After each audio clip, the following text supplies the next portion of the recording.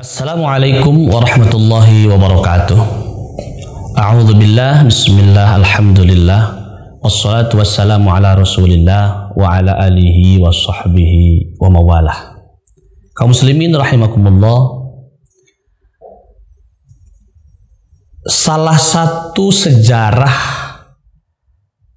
dalam kegiatan Ramadan adalah pada saat Perang Badar sebagai salah satu perang yang fenomenal. Bagaimana tidak fenomenal? Setelah mendengar saudara-saudaranya di Mekah, kaum muhajirin, orang yang berpindah dari Mekah ke Madinah, itu namanya muhajirin. Tuan rumahnya, orang-orang Yathrib pada saat itu namanya kaum Ansor. Oleh Rasulullah disatukan dua-duanya menjadi satu ikatan yang bersama-sama. Tiada yang merasa lebih baik daripada yang lainnya kecuali inna akramakum indallahi atqakum. Rasulullah mampu membangun satu kejiwaan yang sama antara muhajirin dan ansor. Itulah salah satu ciri pemimpin, dia tidak membedakan kedudukan yang satu dengan yang lainnya, tetapi mampu mengikat ikatan yang sama, sehingga pada saat ikatan tersebut kokoh dan kuat, maka perjuangan apapun bisa dilakukan dengan kebersamaan. Yadullah ma'al jamaah. Keberhasilan perjuangan itu akan bisa dicapai dengan kebersamaan. Itulah para pemimpin-pemimpin bangsa Indonesia ini ketika dulu dijajah oleh Belanda, oleh Jepang. Karena kita tidak pernah bersatu, tidak pernah bersama dalam satu ikatan yang sama, maka 28 Oktober kemudian muncul Sumpah Pemuda, satu bangsa, satu bahasa, satu nusa. Sehingga ketika kemudian kebersamaan itu terpupuk rapih, terwujud dalam kebersamaan, maka 17 tahun kemudian Indonesia dianugerahkan oleh Allah kemerdekaan. Atas berkat rahmat Allah Subhanahu wa Ta'ala, Indonesia merdeka, dan sampai saat ini kita terus menjadi negara yang merdeka. Nah, pada saat bulan Ramadan itu ternyata ada sebuah fenomena yang sangat penting, yaitu Perang Badar.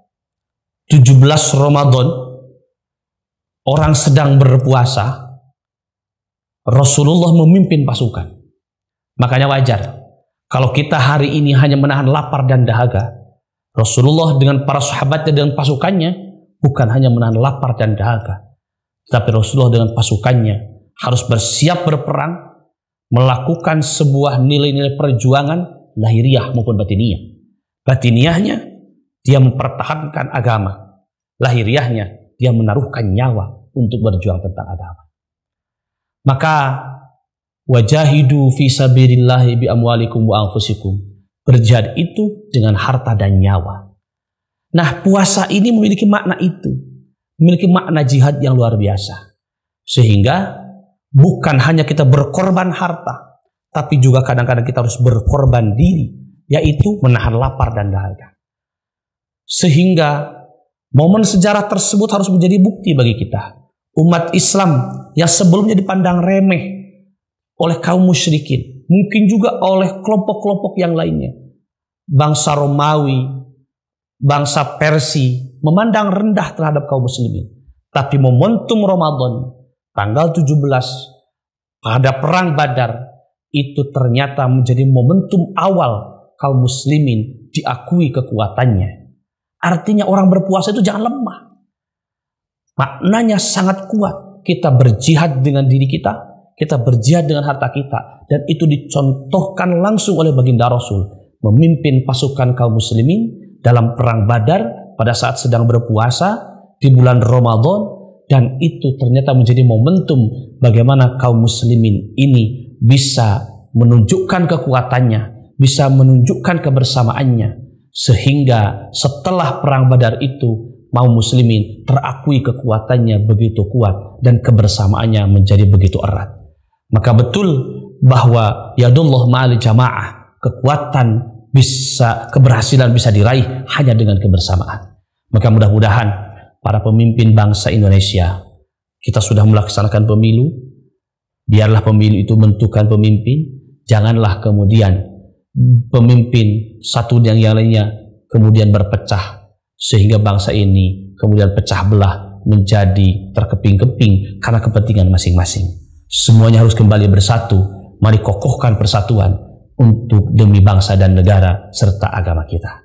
Assalamualaikum warahmatullahi wabarakatuh.